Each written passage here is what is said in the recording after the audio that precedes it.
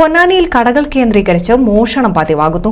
തുടർച്ചയായി രണ്ടാം ദിവസവും കട കുത്തിത്തുറന്ന് മോഷണം.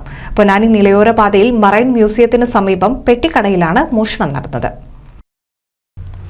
പൊന്നാനി കൊല്ലൻപടിയിൽ 8 കടകളിൽ മോഷണം നടന്നതിന് പിറകെ പൊന്നാനി നിളയോര പാതയിൽ മറൈൻ മ്യൂസിയത്തിന് സമീപം പെട്ടിക്കടയിലും മോഷണം. താവനൂർ അതളൂർ സ്വദേശി വളപ്പിലകത്ത് ഹംസത്തിന്റെ പെട്ടിക്കടയിൽ നിന്നാണ് സാധനങ്ങൾ ഉൾപ്പെടെ മോഷണം പോയത്. രാവിലെ കട തുറക്കാൻ വന്നപ്പോഴാണ് കടയുടെ പൂട്ടുപൊളിച്ച നിലയിൽ കണ്ടത്. കടയിലുണ്ടായിരുന്ന 25,000 രൂപയുടെ സാധനങ്ങൾ നഷ്ടപ്പെട്ടിട്ടുണ്ടെന്ന് ഹംസത്ത് പോലീസിൽ പരാതി നൽകി. ഇനി മുന്നോട്ട് നാളെ എങ്ങനെ ഞാനിന്ന് തുറക്കും എനിക്കറിയില്ല. അപ്പോൾ ഇതിനു വേണ്ടി എന്തെങ്കിലുമൊക്കെ സന്മനസ്സുള്ളവരോ അല്ല അധികാരികളോ ഒന്ന് കണ്ണു തുറക്കണം. ജീവിക്കാൻ നിവൃത്തിയില്ല, സ്വന്തം വീട് പോലും ഇല്ലാത്തവനാണ്. എനിക്ക് ഇതിൽ കൂടുതലൊന്നും പറയാനില്ല. ജീവിക്കാൻ മാർഗമില്ലാത്തതിന് മറ്റുള്ളവരുടെ മുന്നിൽ കൈ നീട്ടണ്ടെന്ന് വെച്ചിട്ട് ഇരിക്കുകയാണ്.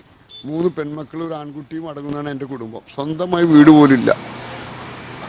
നമ്മുടെ കുട്ടികളുടെ വിദ്യാഭ്യാസത്തിന് മറ്റുള്ളവരുടെ മുന്നിൽ കൈ നീട്ടണ്ടെന്ന് വെച്ചിട്ട് പല സുഹൃത്തുക്കളും ഹൃദ്രോഗിയും കാഴ്ചപരിമിതനുമായ ഹംസത്തിന് സുമനസ്സുകളുടെ സഹായത്തോടെയാണ് കട വെച്ച് നൽകിയത്. ഇവിടെയാണ് മോഷണം നടന്നത്. തിങ്കളാഴ്ച രാത്രിയിൽ കൊല്ലൻപടിയിലെ 8 കടകളിലും സമീപത്തെ ക്ഷേത്രത്തിലും മോഷണം നടന്നിരുന്നു. മോഷ്ടാവിന്റെ ദൃശ്യം CCTVയിൽ പതിഞ്ഞിരുന്നെങ്കിലും മോഷ്ടാവിനെ പിടികൂടാൻ പോലീസിന് കഴിഞ്ഞില്ല. ഇതിനിടെയാണ് വീണ്ടും മോഷണം നടന്നത്. രാത്രിയിൽ പോലീസ് പട്രോളിംഗ് ശക്തമാക്കണമെന്നാണ് നാട്ടുകാരുടെ ആവശ്യം. NCV news Ponnani. 1000 വിവാഹങ്ങൾക്ക് ഒരേ ഒരു ബ്യൂട്ടി